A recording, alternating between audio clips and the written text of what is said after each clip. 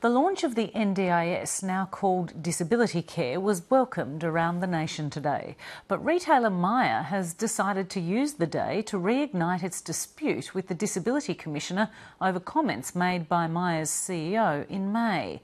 Bernie Brooks told a business forum back then that the extra $300 a year each taxpayer would be levied to fund the NDIS was money that could otherwise be spent at Myer's stores. At the time, it caused a social media backlash, but the bad publicity died down until Myer today asked the Attorney-General Mark Dreyfus to investigate criticisms by the Disability Commissioner Graeme Innes. From Melbourne, Hamish Fitzsimmons reports. What's been billed as a revolution in disability care has now begun.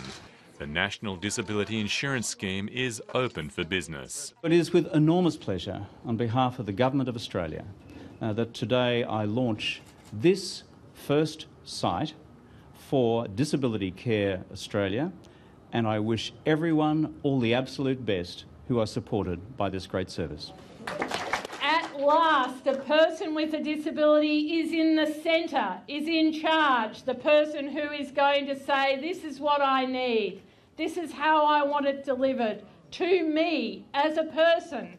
But at odds with today's positive sentiments comes Myer's fight with the National Disability Discrimination Commissioner Graeme Innes over his demands the retail giant introduce a 10% disabled worker quota. It was really surprising to us that they would come out again on an issue that we'd considered dead and buried, again so close to the launch of disability care. Myer's chairman, Paul McClintock, has criticised the Disability Commissioner for launching an online petition designed to force Myer into the quota. Myer believes the move has sparked an online hate campaign and consumer backlash. Graeme Innes' quota plan followed comments by Myer's CEO Bernie Brooks in early May, where the retail chief is reported to have said a rise in the Medicare levy to help fund the NDIS would mean people had less to spend at his stores. I think if you come out in the middle of the debate around the levy and say that that would affect your retail sales, then people are entitled to call you on it and ask what you are doing to walk the talk on disability and employment. Graeme Innes is a Disability Discrimination Commissioner. His role is 100% taxpayer funded.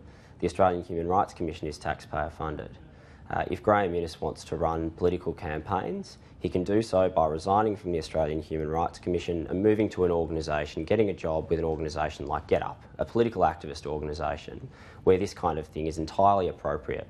Now Myer wants the Attorney-General, who has ultimate responsibility for the Human Rights Commission, to review its behaviour, particularly a claim that the Commission promised to put out a statement distancing itself from Mr Innes' position.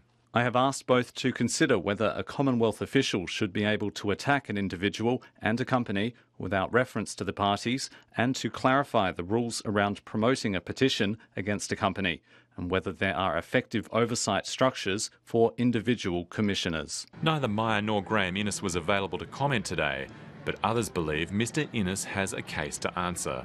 There are appropriate roles for a Disability Discrimination Commissioner and there are inappropriate roles. Clearly a change.org petition, an online petition talking about Myer's behaviour, is not an appropriate one, where there's no legal justification for Innes' demands. But mandatory quotas and Myer are far from the minds of many as they contemplate just what Disability Care Australia will now mean for more than 500,000 people. This is going to be one of the major social changes in our country, and this has the potential to not benefit for the next 3 years or the next 10 years, but this is lifelong change for people with disability across our country. Disability Care Australia will roll out in other states and territories. Western Australia hasn't signed up yet and is still in negotiations with the Commonwealth. Hamish Fitzsimmons, Late Line.